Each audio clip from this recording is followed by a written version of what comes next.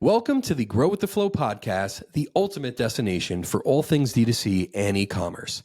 I'm Dove Karp and my co-host is Dave Silverman. And today's episode is brought to you by Chargeflow, the leading chargeback automation solution for e-commerce merchants. Now, imagine a world where chargebacks are no longer a headache, where you can focus on growing your business while Chargeflow handles the rest. With cutting-edge AI technology, industry-leading win rates, and unparalleled accuracy, Chargeflow is revolutionizing the way merchants manage disputes and recover lost revenue. The best part? Chargeflow only charges for recovered revenue. No monthly fees, no long-term contracts, no hidden costs, just instant ROI. Stay tuned as we dive into the latest trends, success stories, and expert advice to help you scale your store and take your e-commerce business to the next level. Whether you're just starting out or looking to optimize your operations, Grow with the Flow and Chargeflow have you covered. Remember, when it comes to chargebacks, let Chargeflow do the heavy lifting so you can focus on what matters most, growing your e-commerce business. So give Chargeflow a try today. It's easy to get started and there is no risk or obligation. So without further ado, let's get started. Today's guest, we have Dan Moshkovich. Dan has been involved in B2B SaaS marketing for over 15 years. His journey is marked by his pivotal role in building and guiding the marketing teams of 3 successful startups with notable achievements, including 2 exits and an impressive IPO at a $4 billion valuation. Currently at the helm of all marketing initiatives at Chargeflow, Dan continues to drive innovation and strategic growth within the company, leveraging his deep expertise to navigate the dynamic digital landscape. Welcome to Grow with the Flow, Dan. Wow, thanks for having me here. It's a real pleasure. Okay, I got to let everybody know, this is a very, very special episode for like 1,000 different reasons. Probably the number one reason is because, Dan is our VP of marketing, which is amazing. But more importantly, Dan is here, like physically in his body. In person in our HQ. And we don't get to see Dan so much. Yeah, because he lives across the ocean, but we're so happy to have you, Dan. Yeah, I'm based in Toronto, and it's always fun to be here in the office. It's such a great atmosphere. Seeing everybody, it's just fantastic, and I love every minute. It's better than your basement? Absolutely, absolutely. I will take this over the basement any day. Okay, awesome. Well, it's a little louder, but yeah, it's not so quiet. A lot of dancing, a lot of music. We're going to work on bringing you back. Okay. So we're going to start from the beginning a little bit. So what attracted you to marketing? Great question. So I think I first got into it around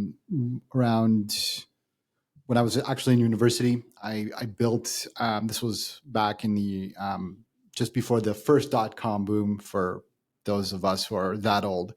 There were actually 2 .com. Yeah, it was like, when was it? Yeah, the first one was in 99, and I'm not proud of that, but I was part of it. I started as a university student. I had my own coupon website, nice. And basically doing affiliate marketing for e-commerce brands at that time. So it was like I forget their name, like CyberSource and PetSmart and all these kinds of long gone dinosaurs from that era, and I was doing essentially affiliate marketing for those brands, and it kind of took off, and then it literally overnight all imploded when basically the entire .com industry collapsed. So essentially was working on that part-time. But that was kind of my first taste of marketing. Really enjoyed it. Really kind of enjoyed the challenge. And so you started with the digital, like that was your first level of marketing. It wasn't even like handing out flyers or whatever. It was right into the early stages of digital marketing. Straight into digital marketing. Had a computer since I was like, as far as I can remember, and was always involved with What was your first browser? My first browser. That's a good question. It was probably Mozilla, like the old Mozilla I don't know if it wasn't Firefox, but it was like Netscape, Mozilla Netscape. That's what it was called back in the day. Yeah. We had like Prodigy. My dad always gets in things in technology like early. Yeah. He just chooses oftentimes the one that kind of like didn't work out, and then he has to like swip back on. Like we used to, instead of VHS, he was like, "Hey, we do videos, right?" And so he used Beta, like Betamax, and he's like, "I'm going. This is awesome, better quality. Let's go."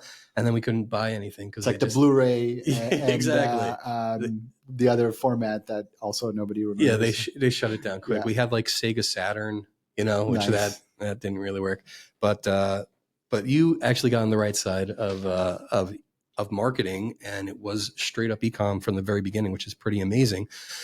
That leads to the next question, which is, how has digital marketing changed over the years? If you want to bring us back to 99, 2000, you said you're doing affiliate, like what was that? How did marketing look then? And then how has it shifted to nowadays?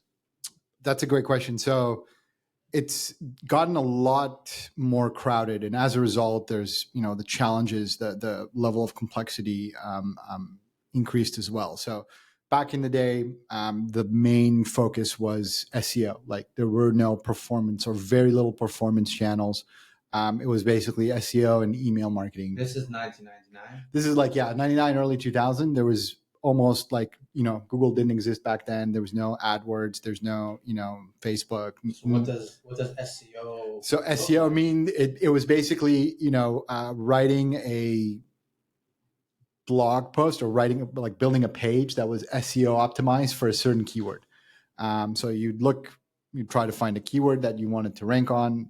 There were no tools like SEMrush. It was just kind of basically doing searches yourselves, seeing, and back then it was Yahoo. What that was? Dogpile. Exactly. It was Yahoo and some other search engines that I don't even remember anymore. But those were like the biggest, the main kind of search engines that were around.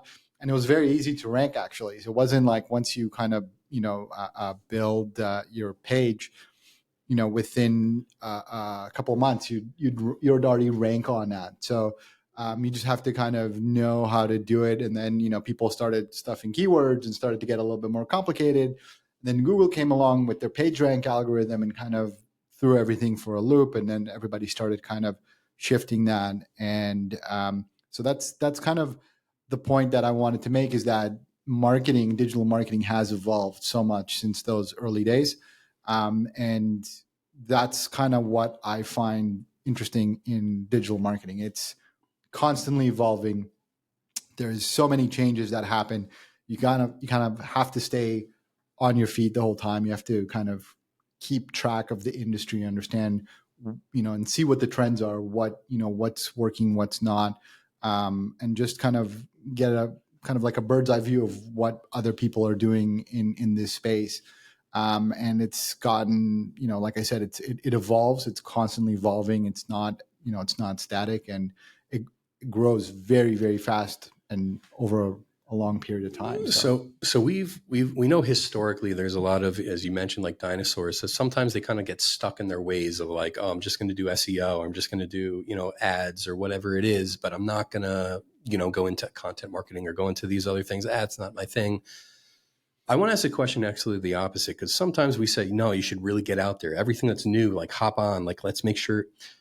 But would you say that sometimes people are doing too much? They're too spread out. They're trying to do too many things, and it's kind of like not really falling into the bucket. So I think in marketing, like specialization is important. So because the industry has gotten so complex and the verticals have gotten so complex, in order, for example, SEO is a good example. In order to kind of really know your stuff, you have to focus on that and be a specialist in SEO. Or SEM in general, like search engine marketing. So, you can focus on those trends, but it's very difficult to also, do SEM or be a top of the line specialist in that field, and then be also a specialist in like social media and like influencer marketing and email marketing and things like that. So, specialization is good. It's important. And so I don't know. It's hard to say. I wouldn't necessarily kind of want to be spread, in too many directions. I think that's also an issue. But if you're, as a person, if you want to kind of focus on a specific area, I would kind of go in that specialization route. But for a company, this is why it's important for a company to have people in multiple specialties. So you have somebody who, whether it's an agency or somebody in-house that is an SEO, SEM specialist, then have somebody else in the company that specializes in social, have somebody else, that does email content and other kinds of channels. So I think that's from a company level, it varies, but on the individual level, you do want to kind of specialize in a certain area. Okay. Do you, on your come up, did you have, I know you were talking about SEO, did you have a specialty? Because I want to go a little bit about your career path. Yeah. And like, what was your specialty? Because eventually now you're just in many ways kind of a delegator, like a delegator versus. Strategist. I do a lot of planning. I strategize, but I'm also very much hands-on. So I am able to dive into certain areas. Obviously, I don't have the same expertise as somebody who has been doing SEO for the last decade.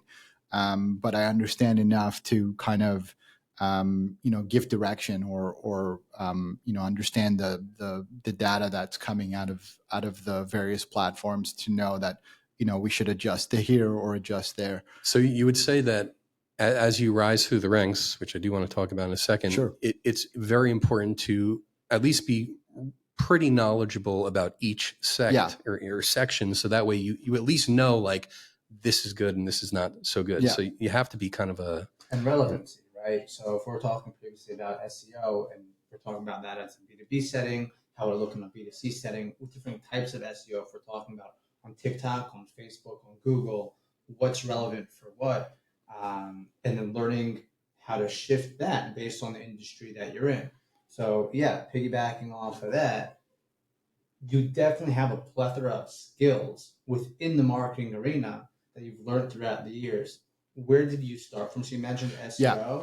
So I started actually, I would actually consider like the coupon where I started was more on the SEO, but I shifted towards kind of performance-based marketing. And affiliates are in a way performance-based because, you don't get paid to rank, you get paid to drive sales to those channels. You just do it through ranking on search engines. But my background has been in performance, and that's kind of where I've been, from my career. I started off doing, search engine and affiliate marketing, but that kind of evolved into the AdWords and the search engine performance-based channels. And then it kind of grew from there to also include some social media channels, specifically LinkedIn, because it was more applicable. My background is primarily in B2B, which is a totally different animal than kind of B2C channels. And I focused more on those channels kind of as I was, moving along in my experience in my career. Okay, so I know, some of the companies you worked at were like Riskified and Just, and now you're at Chargeflow. It seems you've worked your way up. So this is more of a tactical question. Yeah. Did you make your career path, meaning you pushed forward, the promotions, the raises, this and that? Was it more these companies kind of noticed something within you and they're like, listen, we want to elevate this guy? How have you made kind of that career choice? It was both. So I did get, promoted in some of the companies. I started off, in Conduit doing running the affiliate program. And then I moved into a different aspect, actually on the sell side, on the, selling inventory for the company.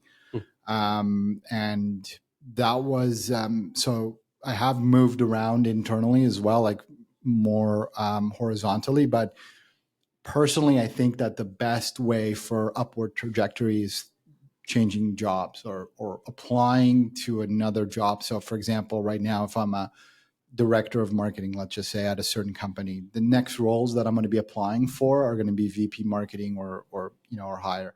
We're trying to aim for a higher role in my next roles, in my next career move. But would that be in a smaller company? Because if you're going to go from a director in this company and you wanted to be a VP in that company, how would they necessarily? So sometimes it is part of the negotiation process, and it depends what industry you're in. I personally have been in startups almost exclusively since I started my career. I just, in general, personally, I love working in the startup environment. I've worked in startups that were acquired by corporations that were like large corporations, and was relatively miserable there, because corporate is just so slow. It's just they move very, very slow in terms of marketing, in terms of getting things approved. Just to give you an idea, I once had to wait a month to get an icon approved to go on a landing page. One icon had to go through trademarking, through legal, through content, through design. Literally was a total nightmare, just nothing moving. And you're just kind of, you have really nothing to do until like there's so many blockers and things like that in trying to get things done. So that's why I prefer to work in that marketing space, in that startup environment.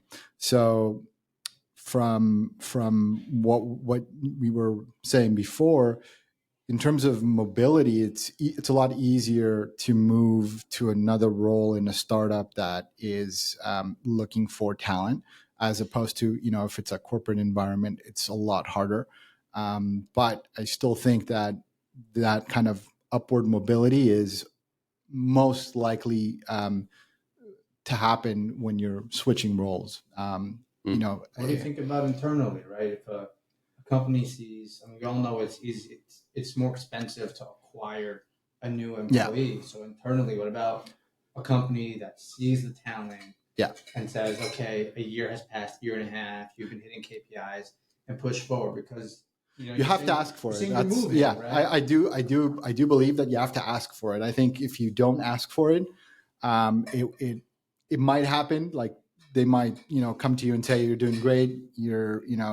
But I think it's important to communicate the fact that you want to move up, and you want and make that known to whoever is that decision maker, that I'm going to for the next year or so, I'm going to work hard, I'm going to show you results, and then it'll make your decision a lot easier whether to promote me or not. So that's, again, all these things are kind of like internal communications, but it's important to make sure that you're letting the people know that you do want to move ahead. If you don't say anything, the likelihood that it will happen organically on its own is very small. Okay, I want to put another sure bullet in here. Yes. Okay, you're VP marketing right now. You see someone within your department. What are you looking for in them that you'd say, either one, you'll be forthcoming to give them that promotion, or two, you'd want them to come to you with X, Y, Z, and you say, yes, you deserve this, and I'm going to give you. That's a great question. Yeah. So I look for initiative. So I look for somebody who can come up with ideas on their own and take initiative to execute. So, it's always great that I can say, okay, well, this is our roadmap. Here's what we plan on doing for the next, 3-4 quarters. Here are the biggest, the big projects. If there's somebody in the team, for example, that decides on their own to, try something new or say, listen, I want to test this out. I think this will really bring a lot of value. I want to try and experiment and do this on my own. That shows initiative and shows that they're able to kind of take on new responsibility that's not just delegated. It's not like, okay, here's the roadmap, I'm just going to execute 1, 2, 3, here's the checklist. It's kind of taking that extra step. So that's kind of what I look for.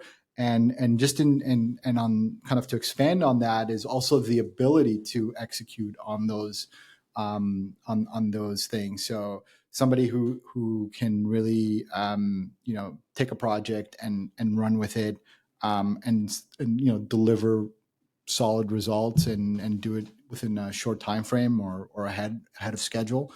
Those are always things that I'm kind of looking for, and kind of would precipitate the promotion in terms of the title and salary and things like that.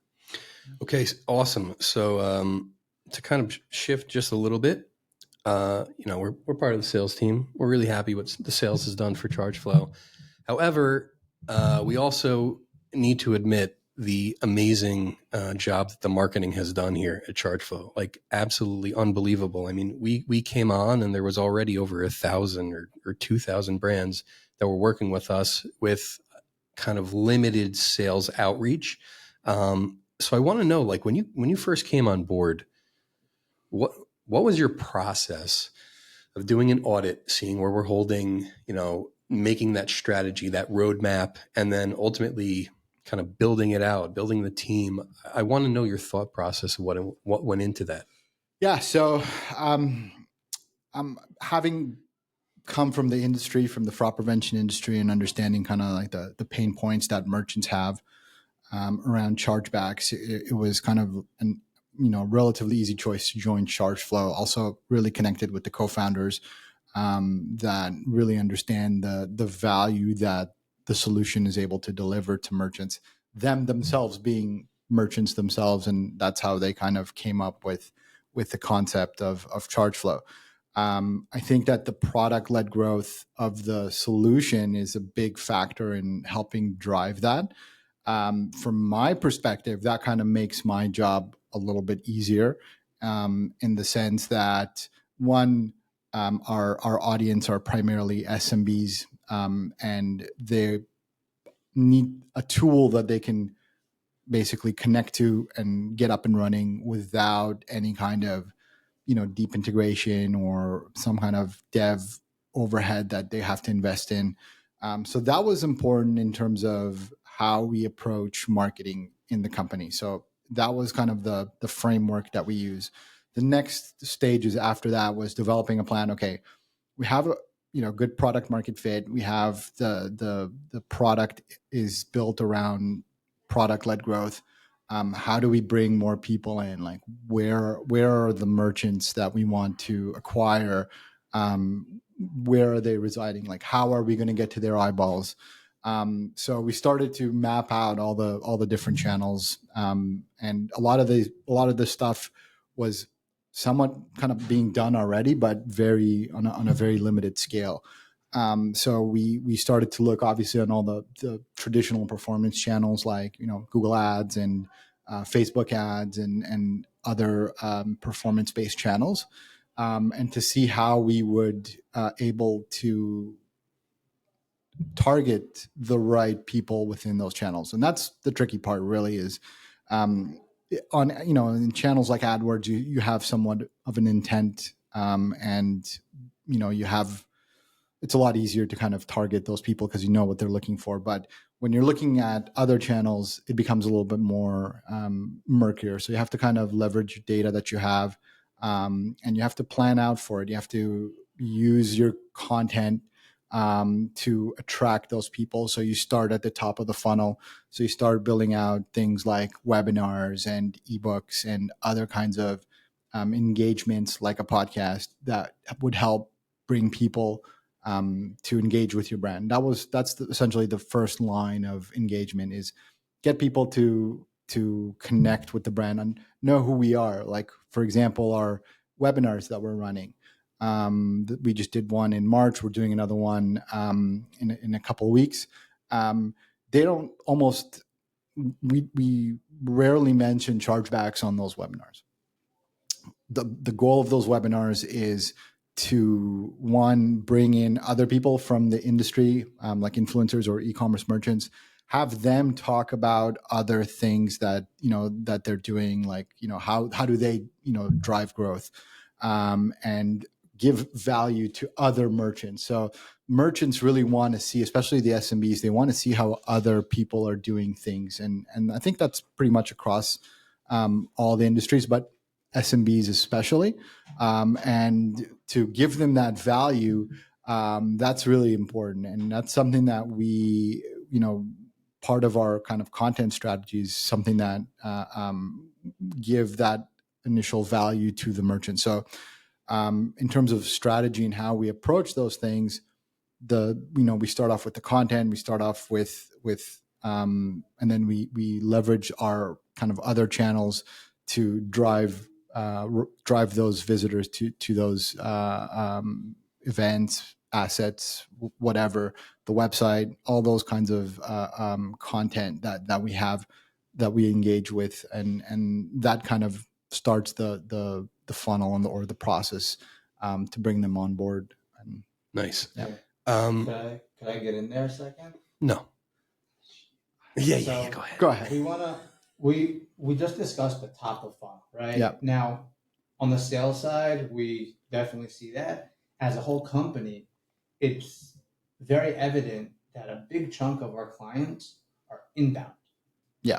So if you can discuss from that top of funnel, no touch, driving them through to installation and onboarding. Yeah, customer journey. How does that customer journey look, and how do you encourage them throughout that pipeline? Yeah, I think so. So great question. So there's different touch points that we use in terms of engagement with users. So you start with the top of the funnel, as you said, where you bring them into a webinar or they download a content asset off the website. Once you have their information, once you have a little bit of data about that user, you can then kind of decide whether this is the right user for you. You can run some models like scoring models and understand, or using data enrichment to understand who this user is and if it does fall within your ideal customer profile. And if it is, then you continue engagement with that user. You somewhat kind of think of it like lead nurturing. You have that initial kind of information about them. What kind of other content would they want to engage with? And so you give them additional content that slowly pushes them down the funnel. I've seen that through email. Is there any other channels that we also kind of do that? Yeah, we do that through email. We do that through remarketing campaigns. So the goal is to stay top of mind with these users. So make sure that they know who Chargeflow is, what we do, and to give us a shot and try our solution. That's the idea. And so we engage with them across all the different channels, all the different performance-based channels, through marketing campaigns, through email, as you said, and through other kinds of outbound means, which are more on the sales side of things. But those are all kind of working in tandem. So it's just a matter of, continuously engaging with different kind of content assets that are a little bit kind of further down in the funnel. For example, case studies or video walkthroughs of the platform, things like that they can get an idea of, why would Chargeflow be useful for me? How is it going to help me? I heard of these guys. They did a webinar on DTC e-commerce, but now they're showing me a case study of a very similar merchant to myself, that they help them recover X amount of revenue lost to chargebacks. That's something that's very powerful that you can then use to bring them into the platform, to help them install the app or sign up to the platform. So it's kind of like a constant stream of engagement that we try to have with those prospects that have entered the top of funnel. So how do we take something like Chargebacks, which isn't the sexiest type of product, if you will, and how do we make it something that's engaging? Obviously, what I've seen is that, you have people who are, the fire alarm's going off, like, they're basically about to be shut down by their PSP or whatever it is. They come running, and I've noticed a lot of it comes from SEO. They're looking chargeback, VDMP or whatever it is. They find us. But for the ones who maybe don't have those fire alarms going off, but it is something that they can benefit from, how do we go about, or how do you go about making chargeback something that's more entertaining than just like, hey, here's a credit card dispute, Yeah, I think it's focusing on the pain points. So it's not just lost revenue. A lot of these merchants have to deal with huge overhead in terms of manual dispute process. So a lot of times what they end up doing is they have teams or a team of people that essentially their whole job is to manually review chargebacks. And these are more on the bigger sides of customers. When the smaller customer, they don't really have time to deal with that. It takes a lot of effort and manual work to collect all the required evidence and submit it, and do it properly so that your odds of winning are higher. And that's another big pain point that a lot of these merchants have that isn't necessarily revenue driven. It's more overhead driven. Think of it like a OPEX, cost that these businesses have to factor in. Okay, I'm going to have to spend, 10 hours fighting a chargebacks every month. Those are 10 hours that I can be using doing something else. And that's really something that we can focus on. That's not, just, here's some additional revenue that you recover. It's less tangible. Mm-hmm. But it's a lot of times these merchants aren't even aware that, certain chargebacks they can even fight. And so they leave a lot of revenue on the table. And they just spend the very little time that they have fighting the most likely things that they can win. But again, it does require a certain level of expertise, a certain level of knowledge, a certain level of things that they don't necessarily have on their own.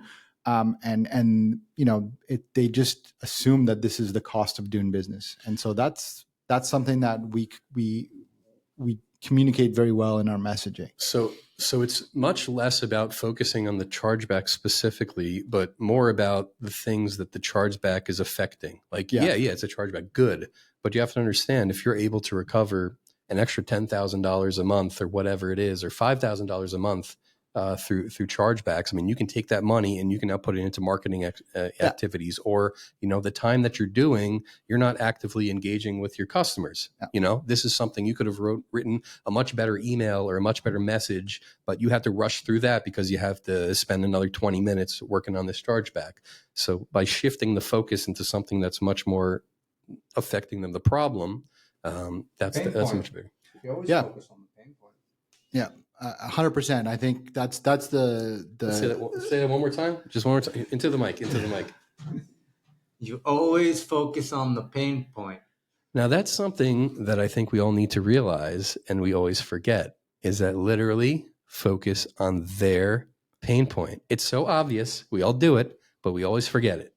So focus on the pain point. Yeah. Okay, good. We'll edit that part out. Yeah. No, I think that's the best part of the whole thing, other than what you say. Okay. Speaking of marketing and activities and making things sexy, what companies or brands do you think are doing the best when it comes to marketing right now? You see their marketing activities and are like, all right, these guys are like out of this world. That's great. So I do want to separate that into two different worlds, like the B2C and the B2B. So yeah. I think those are two separate approaches. At the end of the day, you're still marketing to people, but the way that you approach B2C versus B2B is the buying cycle is totally different. So whereas B2C marketing, it's very impulsive. It's very, you see an ad for something cool that interesting on social media, you go and you make the purchase. The cycle is very, very quick. It's, within the session, within a few minutes. B2B sales cycle is very long, most of the time it's long, requires a lot of multiple touch points, requires a lot of information, requires a lot of data. Multiple decision makers can take, anywhere from, a couple hours to a couple of years, depending on, the solution, if it's enterprise or not. So I think that should be, addressed separately. Okay, so then let's do both of them. Let's start with like a D2C type marketing, and then we'll move to more to B2B. Yeah. So D2C, that's a great question. I think there's a few brands out there that are doing it really well. I think I'm trying to come up with, or at least maybe strategies. It doesn't have to be the exact brand or whatever, but maybe things that you're seeing, like it's really, it's catching your eye, even maybe as a consumer. Yeah, totally. That's kind of where my thought process is going from a consumer perspective. So, and I don't want to throw the usual suspects like Apple or Google. I do want to focus. Who? Those small companies nobody ever heard of, but there are Good luck, guys. there are some awesome DTC brands out there that are essentially bootstrap the whole operation from the ground up. So one of our customers, for example, Obvi, have tremendous operation. I see kind of, because I follow their founders online, kind of see a lot of what they're doing, and it really kind of blows my mind. So they do a lot of testing in terms of products and campaigns and how they approach performance-based marketing. They really have it down to a science. So they kind of, analyze massive amounts of data from their campaigns to understand how the user is engaging with ads, how the user is engaging with their products, what they're buying, and things like that, and then tailoring those campaigns accordingly. So I think they're doing, again, really, really cool stuff when it comes into that DTC world. On the B2B world, I really like Wix. I think their approach is really interesting. I mean, they're a website builder, so it's B2B, but the B is SMBs. They're not really kind of focused, as far as I could tell. They're not really focused on large enterprises. They're more focused on, the mom and pop shops that want to have a web presence and get something up and running very quickly. And the way that they approach their marketing has been phenomenal. Another company I think also does great is Gong.io, which is a sales tool for sales team. I think what they're doing, the way that they're approaching account-based marketing is fantastic. They really kind of, I kind of steal a lot of their strategies. Get inspiration. Can you kind of break down maybe one of the strategies that you've been inspired by? So I think some of their account-based stuff that they're doing, especially some of the LinkedIn stuff that I see on LinkedIn, and has been really, really cool in how they built those campaigns and how they engage with users. So they take actual examples of the usage of the platform, and they wrap the ads in that, at least from what I could see. And it was very very engageful that that I saw, okay, this ad is actually showing me how the product is being used. That was really cool. And so I thought that was something that I will definitely give a shot and try somewhere. But that's kind of one example of the things that I saw that they're doing. Nice. All right. When it comes to more like evergreen type things, right? Yeah. Marketing has been around since the dawn of time when we started selling stuff. Is there anything that you've seen, at least historically, that we're still utilizing today, and maybe you're using it also in the digital world, but it's something that it's kind of like the most basic things, but still, I mean, you were talking about, for example, eyeballs. Is that, whenever I explain marketing to people who don't necessarily understand marketing, I was like, you have to understand where people's attention is first. So like, why do you see, billboards or, down the highway? Like, is anybody going to watch it? It's like, you literally have millions of cars and you have millions of people that are going to glance at it. So what have you seen that, historically it was there and it's still kind of working in digital? So I think word of mouth is probably been around for as long as marketing, and it translated to digital very well. I know that it sounds a little kind of contradictive, but social proof and word of mouth is like referrals or basically like reviews and more kind of like understanding, okay, this person that I trust tried something and it worked for him or them, and they liked it so much that they're kind of becoming an agent of that company to promote them for that company. So it's almost like you're distributing your marketing power, and letting your customers be your champions to help acquire more customers. And so that word of mouth is super powerful. And you can kind of leverage that in the digital channels using social proof and making it, reducing friction points around your customer's ability to share your product. And again, goes back to product-led growth, but that's a huge part of what we're trying to do in our initiatives is how do we get our customers to kind of champion us, and how do we get them to, they love our product. They tell us that all the time. We know that. How do we get them to help promote Chargeflow? And so that's something that we are that I believe has been around for forever, for as long as marketing has. And I think that's an important way of getting your product out there, because you've gotten past the hardest hurdle, is kind of discovery and kind of, why should I trust Chargeflow? I've never heard of you guys. I don't know who you are. But if my friend who I trust has already tried you and he thinks the product is great, and he tells me I should try Chargeflow, I'm much more inclined to try Chargeflow because my friend said, versus trying Chargeflow because I saw an ad on AdWords for it. Would you say then that branding is dead? I mean, I saw a very funny, it's kind of fusion of these two things where Wix sponsored I can't even call it a tournament. There were a bunch of buckets in a pyramid, and they brought in soccer players to kick it down.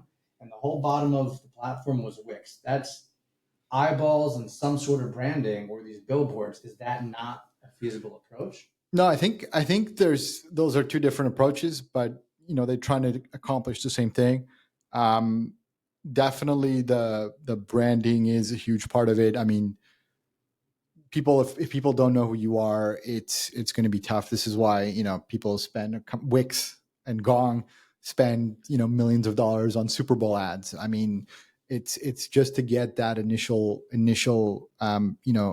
understanding of who this company is, what do they do.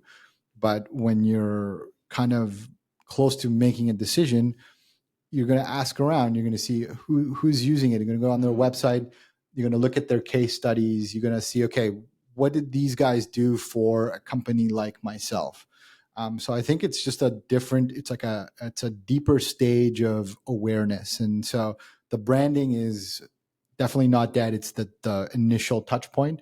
The social proof is a little bit further into the funnel. And I think that's important to kind of differentiate. I think those are two separate things that at the end try to accomplish the same thing. It's just doing it for different purposes. So when it comes to branding, now this is one of the kind of epic internal difficulties that many companies have, which is branding is the greatest long-term strategy that you can have. As long as you're building a really good brand, that is going to take off like crazy. But then it takes a long time. Marketing, it's also very expensive. It's also very expensive. Marketing campaigns, also expensive, but less expensive. And it's much more focused on the now, like let's bring in sales. How do you, as a VP of marketing, kind of balance between branding activities versus marketing campaigns? And, what are your thoughts about that? That's a great question. I think it has a lot to do with the stage of the company and where you are. So the way that you allocate marketing budgets to branding campaign and the performance-based channels where you spending X and you need to bring in a certain return on ad spend of X plus 1.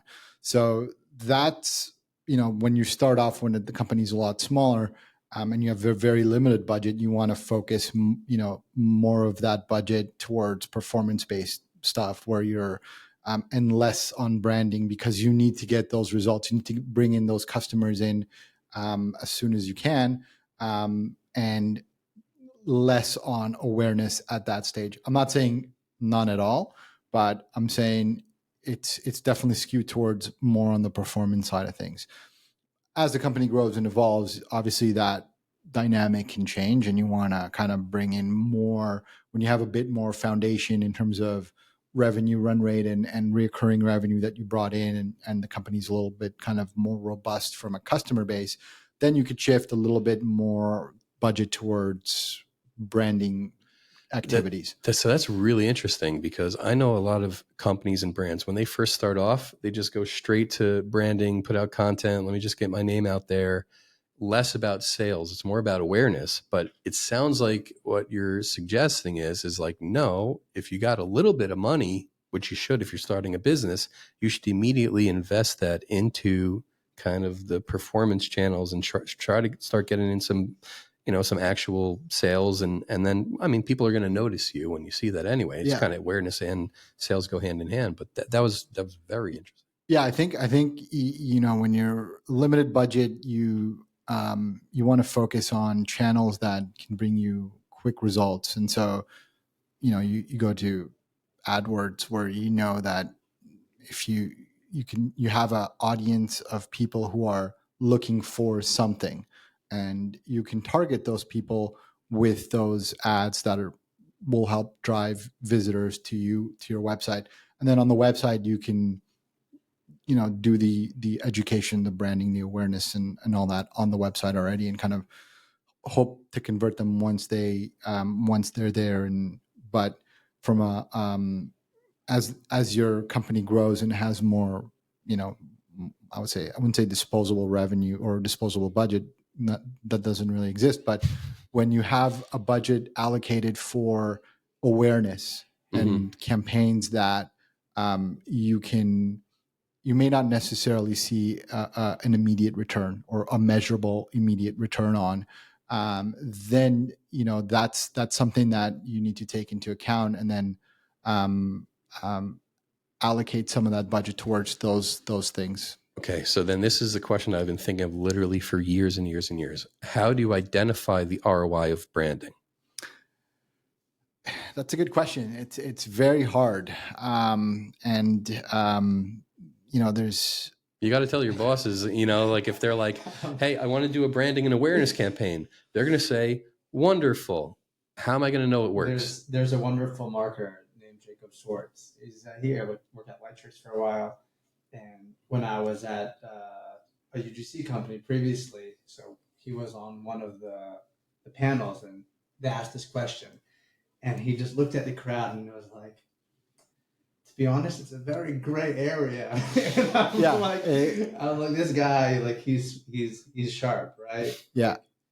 It's tough because you don't have immediate data. And so you can run a campaign on, a branding campaign online, and you're gonna get visitors to your website.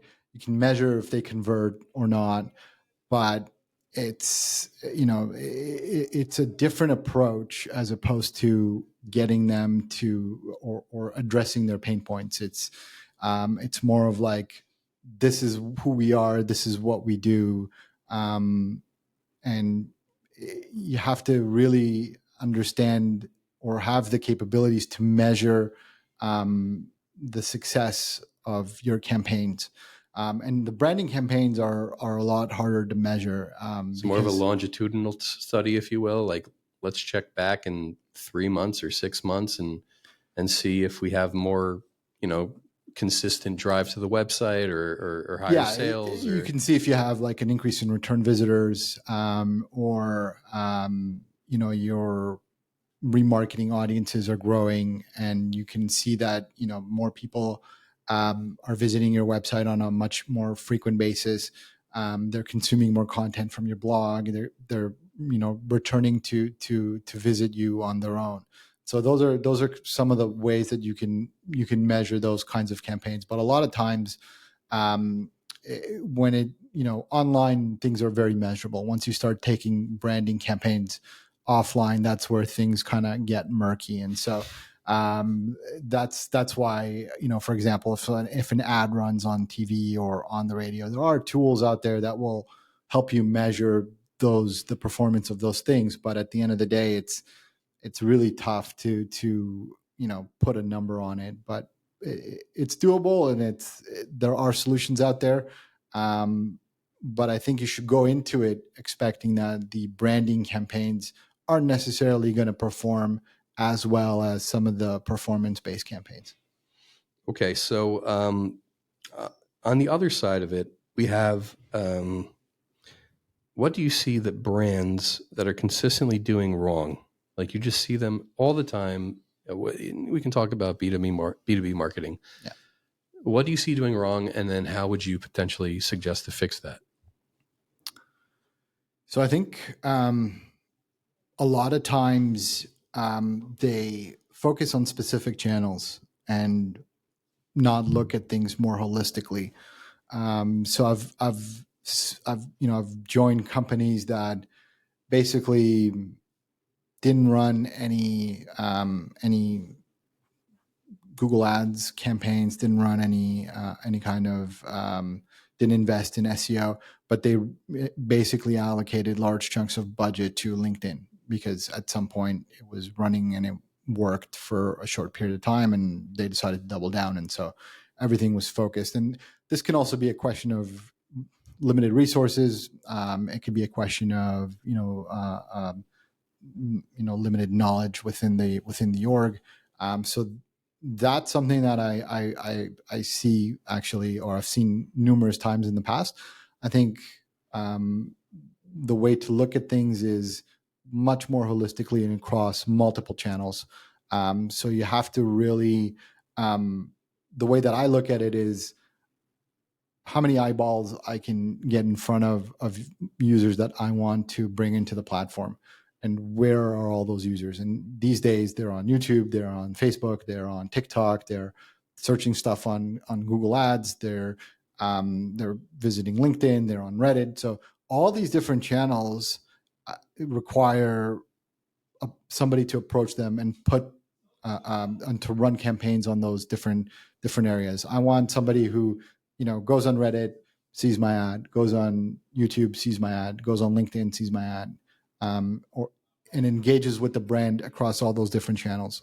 Over time, that kind of will sink into their mind, and eventually they will engage with the ad and visit the website and hopefully convert. And so you have a lot of different things that I think. Again, approaching things much more holistically is crucial. And the other things that I don't see is optimization, conversion rate optimization. I think that's a big piece that a lot of companies are missing. And I see companies sending traffic to their homepage and not creating individual landing pages.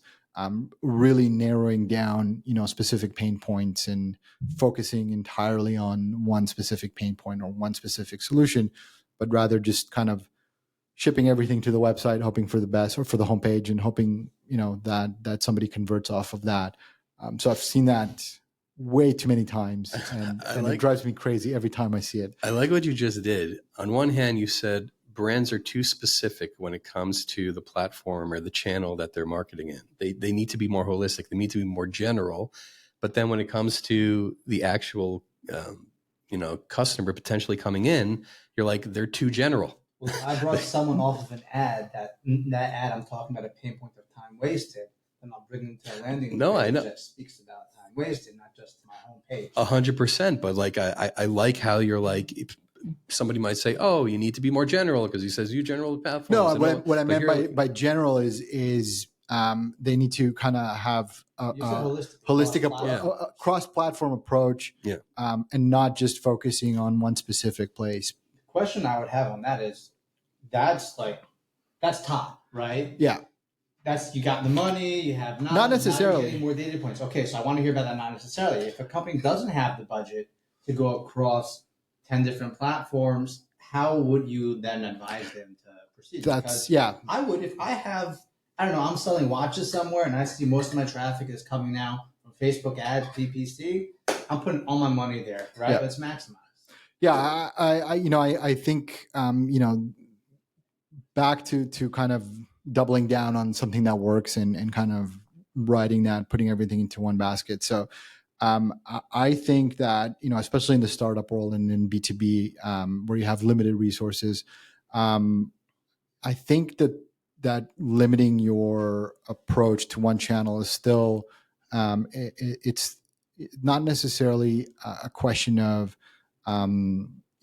cost. It's also a question of available resources, and as I said earlier, getting specialization. So I think that at that stage, you have to kind of focus on organic growth. And so working through having the existing customers do the promotion for you. And that's something, for example, getting an influencer to promote your solution. And so they do that on, their social channels. So you find one in multiple channels. You find an influencer on TikTok, or you find an influencer on Facebook and LinkedIn. And so you approach those people, you offer them the product for free, and you have them promoted. And so you don't really have to spend a lot of budget. You do have to build those relationships with those people. But I think that's a way of getting around, the limitations of resources and budget. Find those champions that identify potential people who are have a huge following.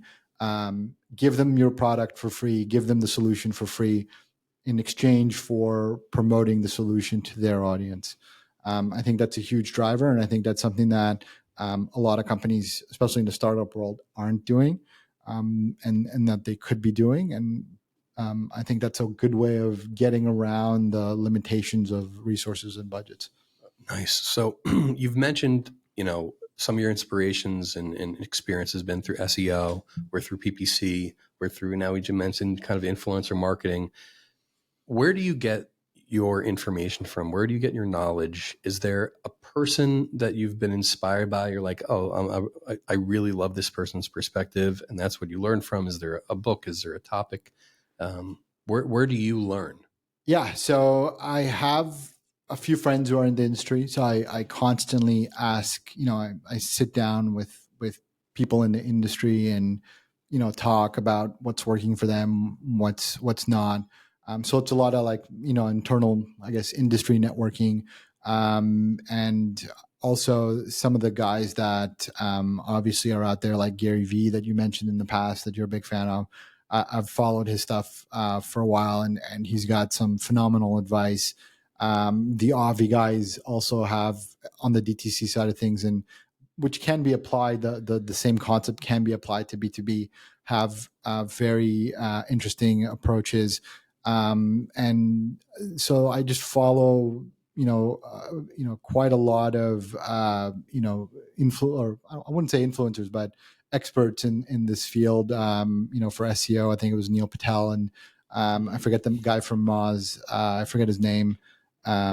He was, he had a great way of explaining SEO in a way that was easy to understand. It was, very relatable, and a lot of the problems that I had, he helped solve. So those it's just kind of experts, understand who the experts in the specific fields that I'm interested in, and follow their social presence. And they put out, a ton of interesting information, and a lot of times they give it away for free, and it's great. Okay. So this is, I think, the last one. What's the best piece of advice that you can give to somebody who wants to level up their marketing? They want to move to the next level. Maybe they want to get involved. Like, where would you say that they should focus? Because if we go back to the very beginning, you're saying there, when you hire somebody, you want to hire somebody who has an expertise in a certain area. Is there something that today in 2024, and maybe even in 2034, it might be something that's worthwhile? So I think, from an advice perspective, I think it really whatever interests you the most. And so whatever kind of area of marketing you find the most interest in, I think that there's still, a lot of potential and performance-based stuff in SEO and social media. So whatever you find most interesting, my advice is to consistently, over time, learn the craft and understand the space, understand kind of the trends, the companies who are active in it, learn from other companies that are marketing in those spaces, really analyze what they're doing, go into their, take a look at their ads, take a look at their landing pages, take a look at their website. There's a bunch of tools that will help you kind of analyze those things and understand what they're doing, why they did it, why did they put this page here, why did they put this messaging there, understand kind of what their thought process is, and do a lot of research. I mean, one of the things that I really enjoy doing is just kind of researching the industry as a whole and seeing, what changes are happening in terms of like, these are new opportunities. For example, ChatGPT, how that impacted marketing, and how is AI going to impact marketing in the next 5 or 6 years, and kind of where things are moving from within that kind of digital space. So I think that's something that I would be my advice, is to kind of keep a open ear to kind of what's happening in the industry, and follow the trends, and follow what's kind of where people are going, what's hot now, and kind of really deep dive into those things. And they change over time, and it's constantly evolving. Again, one of the things that I mentioned is that this industry is continuously changing, and so that's something that you need to be aware of, that these changes, what now is probably not going to be relevant in 5 years from now. So you have to kind of constantly learn, constantly stay ahead of those trends, and kind of will keep your skills in demand and more competitive. I'd also ask, like, how do you choose which strategies to implement, right? So you're keeping your ear open. So you're hearing a lot. There's a lot of noise. There's a lot of music. And then there's the resources you have on your end. You just test and run along. Yeah. ABT. Always be testing. Yeah. Testing, I mean, what works for you may not work for somebody else. And until you test it, you will never know. And I think that's part of, like, that's a necessary and a key component of being in this space, because it changes so often. You always have to test things on a constant basis. It's not something that you test once and you move on. It's, you continuously test over time, and you always try new things, try new approaches. You try new content types, new content assets. You try to leverage, conversation like AI, for example, and you try to try different things all the time. And I think that's key. Is if you don't do that, you'll never kind of really stay ahead of what those trends are. And again, things that work for you may not work for somebody else, and vice versa. And you will never know what works for you until you actually test it. So even as you're doing that, I think part of your budget allocation should always be for testing, whether it's 10, 15, 20%. That's your testing budget. That's what you're trying new things. And if that works, you add it to your kind of portfolio of strategies that you're working on. So you talk about something that you tested and you're surprised by the result? Not for Chargeflow, but in the past yet. I mean, we do a lot of do a ton of stuff here. I just don't want to give away the farm, the secret sauce. Exactly. I have tried in the past. Things that worked were, a good example were in-mail ads in LinkedIn. So I found that those really worked well in certain scenarios. And then when you have certain amount of audience or certain data on audiences, those kinds of engagements worked, really well compared to some of the other ones or some of the other campaigns that I would run on LinkedIn. So that's just kind of one example. Some other things that I've tried in the past were